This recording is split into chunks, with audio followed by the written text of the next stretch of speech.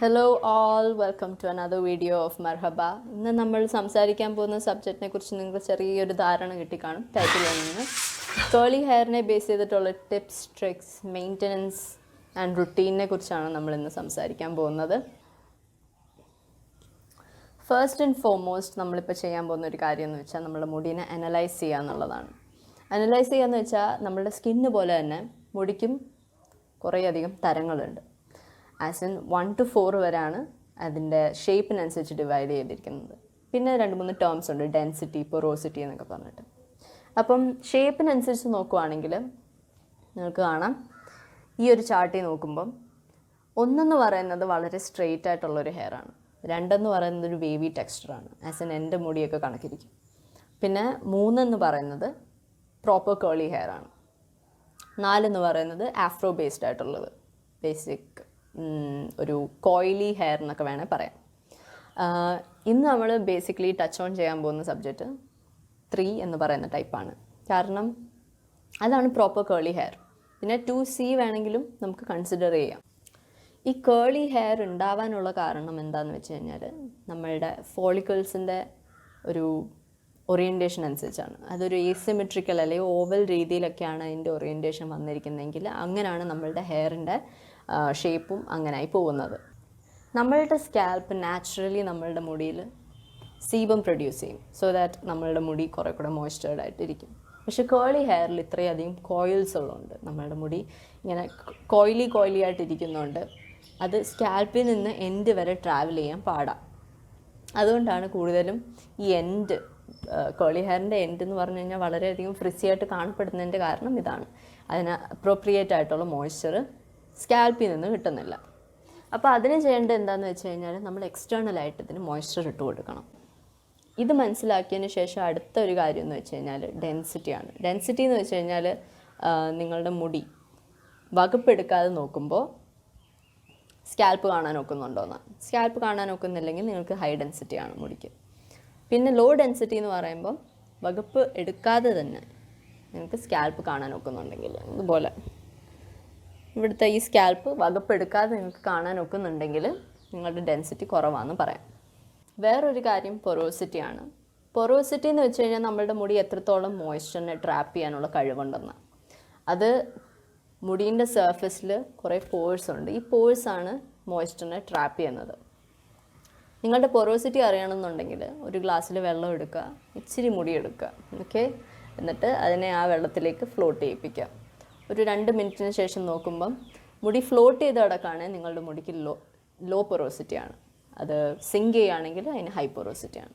നിങ്ങളുടെ ഇപ്പം law porosity ആണെങ്കിൽ പ്രോഡക്ട്സിൻ്റെ ക്വാണ്ടിറ്റി കുറച്ച് ഉപയോഗിച്ചാൽ മതി. കാരണം കൂടുതൽ അത് അബ്സോർബ് ചെയ്യത്തില്ല. എന്നാൽ അബ്സോർബ് ചെയ്യുന്ന പ്രോഡക്ട്സിനെ അത് പുറത്തേക്ക് തള്ളാനും സാധ്യത കുറവാണ്. പക്ഷേ ഇനി അഥവാ നിങ്ങളുടേത് ഹൈ പൊറോസിറ്റി ഉള്ള ഒരു ഹെയർ ടൈപ്പ് ആണെങ്കിൽ പ്രോഡക്ട്സിൻ്റെ ക്വാണ്ടിറ്റി കൂട്ടണം. കാരണം അത്രയും കൂടുതൽ ആ പ്രോഡക്ട്സിനെ അതിന് അബ്സോർബ് ചെയ്തെടുക്കാൻ പറ്റും. പിന്നെ കേളി ഹെയറിൽ കൂടുതലും കാണപ്പെടുന്ന ഒരു പൊറോസിറ്റി ലെവൽ എന്ന് വെച്ച് കഴിഞ്ഞാൽ എക്സ്ട്രീം പൊറോസിറ്റിയാണ്. കാരണം കേളി ഹെയറിൽ മോയ്സ്ചർ കണ്ടന്റ് വളരെ കുറവാണ്. എക്സ്റ്റേണലി കൊടുക്കുന്ന മോയ്സ്ചർ അല്ലാതെ തന്നെ നമുക്ക് നമ്മളുടെ ഡയറ്റ് വഴിയും കുറേയൊക്കെ നമ്മളുടെ ഹെയറിൻ്റെ ഹെൽത്തിനെ സ്വാധീനിക്കാൻ പറ്റും. ആസ് എൻ എസ്പെഷ്യലി സ്കാൽപ്പിൻ്റെ ആ റീജിയൻ, പുതിയ വരുന്ന ഹെയറിന് എത്രത്തോളം ഹെൽത്തി ആണെന്ന് നമുക്ക് ഡിറ്റർമൈൻ ചെയ്യാൻ പറ്റും. അതിന് വേണ്ടിയിട്ട് നമ്മൾ കഴിക്കുന്ന ഫുഡിൽ കൂടുതലും zinc, protein, omega 3 fatty acids ഒക്കെ അടങ്ങിയത് കഴിക്കാൻ ശ്രമിക്കുക. അപ്പോൾ ബേസിക്കലി ഡെൻസിറ്റിയും പൊറോസിറ്റിയാണ് നിങ്ങൾ ഏത് പ്രോഡക്ട്സ് എത്രത്തോളം ഉപയോഗിക്കണമെന്ന് ഡിറ്റർമൈൻ ചെയ്യുന്നത്. ഇനി നമ്മൾ സംസാരിക്കാൻ പോകുന്നത് ഹെയറിൻ്റെ റുട്ടീനെ കുറിച്ചാണ്. അപ്പോൾ ആദ്യത്തെ കാര്യം എന്താണെന്ന് വെച്ച് കഴിഞ്ഞാൽ എത്ര തവണ നമ്മൾ വാഷ് ചെയ്യണം ഒരാഴ്ചയിൽ, എന്തൊക്കെ ചെയ്യണം മുടിയിൽ, മാസ്ക് ഇടണോ അല്ലെങ്കിൽ ടോണർ ഉപയോഗിക്കണോ അല്ലെങ്കിൽ ഓയിൽ ഇടണോ, അങ്ങനത്തെയൊക്കെ ഓരോ കാര്യങ്ങൾ. ഒന്നാമത്തെ കാര്യം എത്രയൊക്കെ തവണ ആഴ്ചയിൽ നമ്മൾ വാഷ് ചെയ്യണം. അത് വലിയൊരു കൺഫ്യൂഷനാണ്. ഷാംപൂയിങ് ആൻഡ് കണ്ടീഷനിങ്, ഡെയിലി കെയറിന് വേണ്ടി വരുന്ന ഓരോ ഷാംപൂയിങ് കണ്ടീഷണറൊക്കെ ഉണ്ട്. പക്ഷെ അത് നിങ്ങൾക്ക് അത്യാവശ്യമാണെങ്കിൽ നിങ്ങൾക്ക് ചെയ്യാം. കുഴപ്പം ഇല്ല എന്ന് പറയാൻ പറ്റത്തില്ല, വളരെയധികം സ്ട്രിപ്പിംഗ് ആയിരിക്കും അത്. പക്ഷെ കേളി ഹെയർ ആണെങ്കിൽ ഒപ്റ്റിമം നമ്പർ ഓഫ് വാഷിംഗ് എന്ന് വെച്ച് കഴിഞ്ഞാൽ ആഴ്ച 2 തവണയാണ്. ഒരു 4 ദിവസം 5 ദിവസം കൂടുമ്പോൾ വാഷ് ചെയ്ത് കൊടുക്കുക ഹെയർ. വാഷ് ചെയ്യുമ്പം ആദ്യം ഷാംപൂ ചെയ്യുന്നതിന് മുന്നേ ഒരു 2 മണിക്കൂർ മിനിമം മുന്നേ ഓയിൽ അപ്ലൈ ചെയ്യുക. അതിന് നോ പൂ മെത്തേഡ് എന്നാണ് പറയുന്നത്. ഓയിൽ വെച്ചിട്ട് മുടി ഒന്ന് മസാജ് ചെയ്ത് കൊടുക്കുക. അതിനിപ്പം കോക്കനട്ട് ഓയിൽ ഉപയോഗിക്കാം, കാസ്റ്റർ ഓയിൽ ഉപയോഗിക്കാം, അവക്കാഡോ ഓയിൽ ഉപയോഗിക്കാം. അത് നിങ്ങൾക്ക് ഏറ്റവും നല്ലതായിട്ട് ഏതാണോ തോന്നുന്നത് അത് നിങ്ങൾക്ക് ഉപയോഗിച്ച് ഒന്ന് മുടി മസാജ് ചെയ്ത് വെക്കാം. അടുത്ത കാര്യം, ഷാംപൂ അല്ലെ കണ്ടീഷണർ സെലക്ട് ചെയ്യുമ്പം അതിനകത്ത് സിലിക്കോൺ അല്ലെ സൾഫേറ്റിൻ്റെ പ്രസൻസ് ഒന്നെങ്കിൽ ഇല്ല അല്ലെങ്കിൽ വളരെ മിയർ പ്രസൻസ് ആണ് കണ്ടെടുക്കുക. കാരണം silicone and sulphates stripping agents ആണ്. Curly hair already moisture lack ചെയ്യുന്ന ഒരു ഹെയർ ടൈപ്പാണ്. അപ്പോൾ അതിലേക്ക് സിലിക്കോൺസ് ആൻഡ് സൾഫേറ്റ്സ് വരുമ്പം കൂടുതൽ അതിനെ ഫ്രിസി ആക്കത്തേ ഉള്ളൂ. ഷാംപൂയും കണ്ടീഷണറും ചെയ്യുന്ന സമയത്ത് ശ്രദ്ധിക്കേണ്ട 2-3 കാര്യങ്ങളുണ്ട്. ഷാംപൂയും ചെയ്യുമ്പം കുറേ എടുത്ത് മുടി മുഴുവൻ ഷാംപൂ ചെയ്ത് means up to the end വരെ പതപ്പിച്ച് നമുക്ക് കളയേണ്ട ആവശ്യമില്ല. ആകെ 2 കോയിൻ സൈസ് ഷാംപൂ കയ്യിലെടുക്കുക. ഒരു കോയിൻ സൈസ് നമ്മളുടെ ക്രൗൺ ഏരിയയ്ക്ക് വേണ്ടിയിട്ടും ഒരു കോയിൻ സൈസ് നമ്മളുടെ പുറകിലത്തെ റീജിയന് വേണ്ടിയിട്ടും ഷാംപൂ എടുത്തിട്ട് ശരിക്കും വെർട്ടിക്കൽ മോഷനിൽ ഇങ്ങനെ ചെയ്ത് കൊടുക്കുക. താഴെയാണെങ്കിൽ ഇങ്ങനെ ചെയ്ത് കൊടുക്കുക. ഭയങ്കര അബ്രസീവായിട്ടെന്ന് വെച്ചാൽ ഇങ്ങനെയൊക്കെ ആക്കി വളരെ അബ്രസീവായിട്ടുള്ള മോഷനിൽ കഴുകാതിരിക്കാൻ ശ്രമിക്കുക. കാരണം അത് കൂടുതൽ ഫ്രിസി ആക്കത്തേ ഉള്ളൂ. എന്നിട്ട് വെള്ളത്തിൽ നമ്മൾ ഇത് കഴുകാൻ ശ്രമിക്കുമ്പം ഇതിൽ നിന്ന് വരുന്ന പത അല്ലെങ്കിൽ ഇതിൻ്റെ റെസിഡ്യൂ ബാക്കിയുള്ള മുടീനെ വാഷ് ചെയ്തോളും. പക്ഷേ ഇപ്പോൾ നിങ്ങളുടെ മുടി വളരെ എക്സ്ട്രീംലി ഡേർട്ടി ആയിട്ടുള്ളൊരു കണ്ടീഷനിൽ അല്ലെങ്കിൽ കൂടുതൽ ഗ്രീസി ആണെന്നൊക്കെ തോന്നുവാണെങ്കിൽ കുഴപ്പമില്ല, എൻസും കൂടെ നിങ്ങൾക്ക് ഷാമ്പു ചെയ്ത് കൊടുക്കാവുന്നേ ഉള്ളൂ. പക്ഷേ അതുപോലെ തന്നെ നിങ്ങൾ കണ്ടീഷണർ ചെയ്യേണ്ടി വരും. വേറൊരു ടിപ്പ്, നിങ്ങൾക്ക് ഷാംപൂ ഡൈല്യൂട്ട് ചെയ്തിട്ട് ഉപയോഗിക്കാം. വെള്ളത്തിനകത്ത് ഡൈല്യൂട്ട് ചെയ്ത് പതയുന്ന ഒരു ഫോമിലായിട്ട് അതിനെ മുടിയിലേക്ക് ഒഴിച്ച് ഒന്ന് മൈൽഡായിട്ട് കഴുകി വിടാം. അതിനുശേഷം നിങ്ങൾ ഉപയോഗിക്കേണ്ടത് കണ്ടീഷണറാണ്. അത്യാവശ്യം നല്ല രീതിയിൽ സോക്കിംഗ് വെറ്റായിരിക്കണം മുടി. അതിലേക്ക് നല്ലൊരു എമൗണ്ട് കണ്ടീഷണർ എടുത്തിട്ട് താഴെയിൽ നിന്ന് വർക്ക് ചെയ്ത് തുടങ്ങുക. എന്ന് വെച്ചാൽ ടിപ്സിൽ നിന്ന് നിങ്ങൾ അപ്ലൈ ചെയ്ത് മുകളിലേക്ക് സ്കാൽപ്പിലേക്ക് വർക്ക് ചെയ്യുക. സ്കാൽപ്പിൽ കൂടുതലും പ്രോഡക്റ്റ് ആവാതിരിക്കാൻ ശ്രമിക്കുക. കണ്ടീഷണർ ഉപയോഗിക്കുന്നത് മിക്കതും ഡീപ്പ് കണ്ടീഷനിങ് ബേസ്ഡ് ആയിട്ടുള്ള കണ്ടീഷണേഴ്സ് ആണെങ്കിൽ അത്രയും നല്ലത്. അത്രയും കൂടുതൽ മോയ്സ്ചർ നിങ്ങളുടെ മുടിയിലേക്ക് കയറും. അതിന് പറ്റിയ കുറേ മാസ്കുകളും ഡീപ്പ് കണ്ടീഷണേഴ്സും നമ്മുടെ മാർക്കറ്റിലുണ്ട്. വെല്ലേൻ്റെയും ഷ്വാസ്കോഫിൻ്റെയൊക്കെ. അതിൻ്റെയൊക്കെ പ്രോഡക്ട്സിന് ഞാൻ താഴെ ലിങ്ക് ചെയ്തേക്കാം. കണ്ടീഷണർ അപ്ലൈ ചെയ്തതിന് ശേഷം നിങ്ങൾ ചെയ്യേണ്ട ഒരു കാര്യം എന്ന് വെച്ച് കഴിഞ്ഞാൽ മുടി ചീവി കൊടുക്കണം. അതിനൊന്നെങ്കിൽ വൈറ്റ് ബ്രസിൽസ് ഉള്ള ഒരു കോമ്പ് ഉപയോഗിക്കാം, അല്ലെങ്കിൽ ഡെർമൻ കോമ്പ് എന്ന് പറഞ്ഞിട്ട് ഒരു ചീപ്പുണ്ട്. അതും ഞാൻ താഴെ ലിങ്ക് ചെയ്തേക്കാം, നിങ്ങൾക്ക് പോയി ചെക്കൗട്ട് ചെയ്യാം.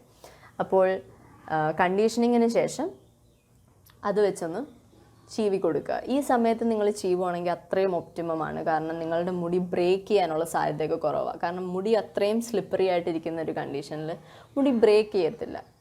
അപ്പം നിങ്ങൾ കോമ്പ് ചെയ്യുന്നതിന് മുമ്പ് എന്തായാലും മുടി ഒന്ന് കൈ കൊണ്ടൊന്ന് റൺ ചെയ്ത് എന്തെങ്കിലും ഭയങ്കര ടഫായിട്ടുള്ള നോട്ട്സ് വല്ലതും ഉണ്ടെങ്കിൽ അതൊക്കെ ഒന്ന് അഴിച്ചു കൊടുക്കുക. അതിന് ശേഷം കോമ്പ് ചെയ്ത് വിടുക.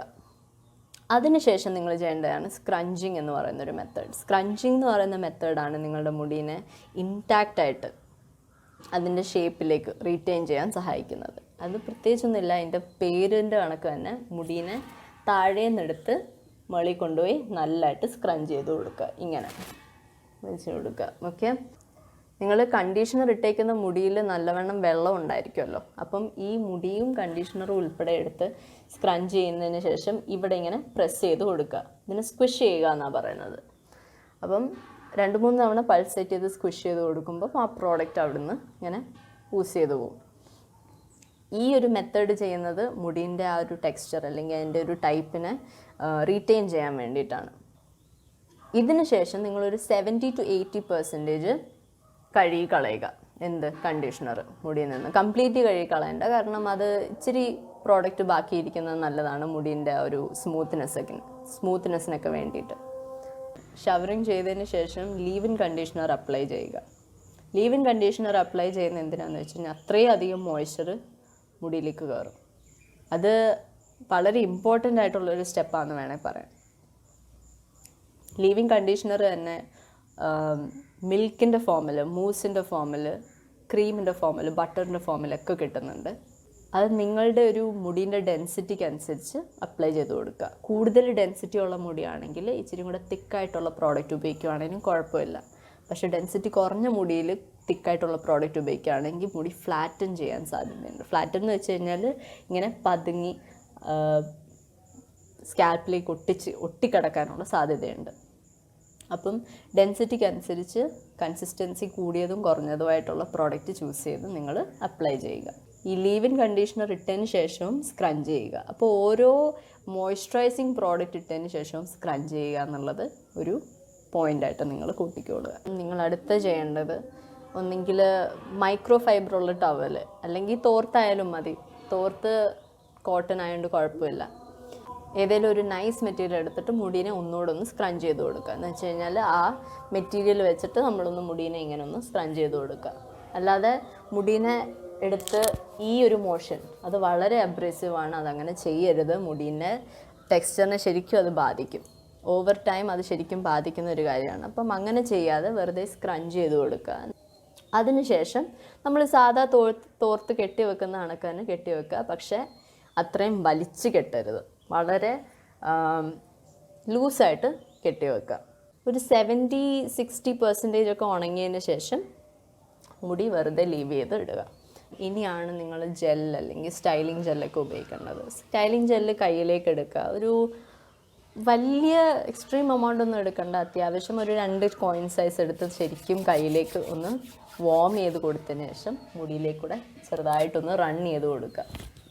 റൺ ചെയ്തതിന് ശേഷം മുടി സ്ക്രഞ്ച് ചെയ്ത് പിന്നെയും കൊടുക്കുക. ഈ സ്ക്രഞ്ചിങ് എന്ന് പറയുന്ന മെത്തേഡ് വളരെയധികം ഹെൽപ്ഫുള്ളാണ്.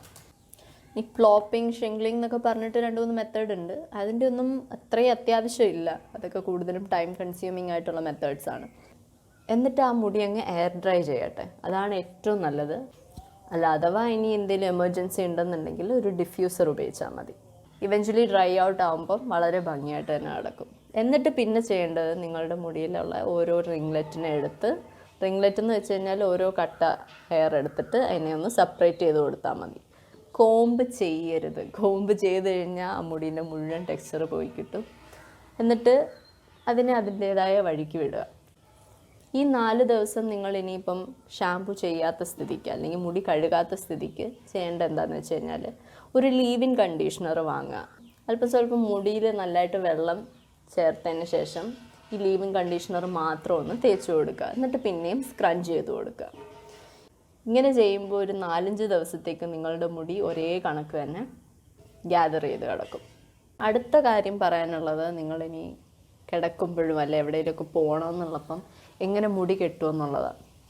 കിടക്കാൻ നേരം സിൽക്ക് അല്ലെ സാറ്റിൻ വെച്ചുള്ള പില്ലോ കവർ ഉണ്ടെങ്കിൽ അതിൽ കിടക്കുന്നതായിരിക്കും നല്ലത്. ഇനി അഥവാ നിങ്ങൾക്ക് പില്ലോ കേസ് ഇല്ല എന്നുണ്ടെങ്കിൽ സിൽക്ക് അല്ലെ സാറ്റിൻ്റെ ബോണറ്റ് കിട്ടും. ഈ ബോണറ്റ് എന്ന് വെച്ച് കഴിഞ്ഞാൽ ഇങ്ങനെ മുടീനെ മുഴുവൻ കവർ ചെയ്യുന്ന തരത്തിൽ ഉള്ള ഒരു ക്ലോത്താണ്. ഇനി അതും വാങ്ങാൻ താല്പര്യം ഇല്ല എന്നുണ്ടെങ്കിൽ സ്ക്രഞ്ചി എന്ന് പറയും. ഇതിൻ്റെ വെൽവെറ്റ് ഉണ്ട്, സിൽക്ക് ഉണ്ട്, സാറ്റിൻ ഉണ്ട്. സിൽക്കും സാറ്റിനും ആണ് കൂടുതൽ പ്രിഫർ ചെയ്തിരിക്കുന്നത്. എൻ്റെ കയ്യിലിപ്പം വെൽവെറ്റാണുള്ളത്. ഇതിനെ എടുത്ത് പൈനാപ്പിൾ പോണിറ്റെയിൽ എന്ന് പറയും. അതിനെ എന്താ ചെയ്യേണ്ടതെന്ന് വെച്ച് കഴിഞ്ഞാൽ മുടീനെ ഫ്രണ്ടിലേക്ക് ഇട്ടതിന് ശേഷം എല്ലാം കൂടെ മുകളിലേക്ക് എടുക്കുക. മുകളിലേക്ക് എടുത്തിട്ട് ടൈറ്റായിട്ടുള്ള ഒരു ഹെയർ ബാൻഡ് ആണെങ്കിൽ 1 തവണ ഇട്ടാൽ മതി. ഇപ്പോൾ ടൈറ്റ് അല്ല എന്നുണ്ടെങ്കിൽ 2 തവണ ഇട്ടതിന് ശേഷം ഇങ്ങനെ കിടന്നുറങ്ങുക. ഇങ്ങനെ കിടന്നുറങ്ങുന്നതിൻ്റെ ഗുണം എന്താണെന്ന് വെച്ച് കഴിഞ്ഞാൽ കൂടുതലും ഫ്രിക്ഷൻ ഉണ്ടാകത്തില്ല. അതുവഴി ഫ്രിസ് നമുക്ക് കുറയ്ക്കാൻ സാധിക്കും. ഇനിയിപ്പോൾ അഥവാ നിങ്ങളുടെ എൻസ് കൂടുതൽ ഫ്രിസിയായി വരുന്നുണ്ടെന്ന് തോന്നുവാണെങ്കിൽ ഓയിൽ അപ്ലൈ ചെയ്താൽ മതി. ഓയിൽ ഇച്ചിരി കയ്യിലെടുത്തിട്ട് എൻസി മാത്രം ഒന്ന് റൺ ചെയ്ത് കൊടുക്കുക. ഇതുമൂലം നിങ്ങളുടെ മുടീൻ്റെ ആ ഒരു ഇൻടാക്ട്നെസ് പോവാതെ നല്ല രീതിയിൽ തന്നെ അത് കിടക്കും. മാസത്തിലോ 2 മാസത്തിലോ ഒരിക്കലും കാണും. ചെറിയ രീതിയിലുള്ള ഹീറ്റ് ഉപയോഗിക്കാനാണ്. എന്ന് വെച്ച് കഴിഞ്ഞാൽ ഒരു 100 to 150 ഡിഗ്രി സെൽഷ്യസിലുള്ള ഹീറ്റ് ഉപയോഗിക്കുകയാണെങ്കിൽ അത് ബ്ലോ ഡ്രയർ വെച്ച് മുടിയിൽ ചെയ്യുന്നത് നല്ലതാണ്. കാരണം നമ്മളുടെ ക്യൂട്ടിക്കിൾസിനെ അത് ഓപ്പൺ ചെയ്യാൻ സഹായിക്കും. അതുവഴി കൂടുതൽ പ്രോഡക്റ്റ് അതിന് അബ്സോർബ് ചെയ്യാൻ നോക്കും. അപ്പോൾ ഇതൊക്കെ തന്നെയായിരുന്നു ബേസിക് ആയിട്ടുള്ള റുട്ടീൻ. നിങ്ങളുടെ മുടി ഒരു ഒപ്റ്റിമം ലെവലിൽ നിൽക്കാൻ ഒക്കുന്ന ഒരു ബേസിക് റുട്ടീനാണ്. ഞങ്ങൾ താഴെ കൊടുത്തിരിക്കുന്ന പ്രോഡക്ട്സിനൊന്നും വലിയ വിലയില്ല. എല്ലാം മേടിക്കാൻ ഒത്തില്ലേലും അറ്റ്ലീസ്റ്റ് ഈ സ്ക്രഞ്ചിങ് മെത്തേഡ്, പിന്നെ മുടീനെ കൂടുതൽ അബ്രസീവായിട്ട് കോംബ് ചെയ്യാതിരിക്കുകയും ടവൽ ഉപയോഗിച്ച് കൂടുതൽ ഫ്രിക്ഷൻ ഉണ്ടാക്കാതിരിക്കുകയും പിന്നെ മുടി കെട്ടി വെച്ചിട്ട് കിടന്നുറങ്ങുന്ന ടിപ്പൊക്കെ അറ്റ്ലീസ്റ്റ് ഫോളോ ചെയ്യാൻ നോക്കുക. അങ്ങനെ ചെയ്യുമ്പോൾ തന്നെ നിങ്ങളുടെ മുടിയിൽ അത്യാവശ്യം വേണ്ട നല്ലൊരു ചേഞ്ച് കാണാൻ നോക്കും. ഇനി ഞാൻ നിങ്ങളോട് പറയാൻ ഉദ്ദേശിക്കുന്നത് പ്രോഡക്ട്സിനെ ബേസ് ചെയ്തിട്ടാണ്. പ്രോഡക്ട്സിൻ്റെ ലിങ്ക്, കിട്ടാൻ പറ്റുന്ന ലിങ്ക് താഴെ കൊടുത്തിട്ടുണ്ട്.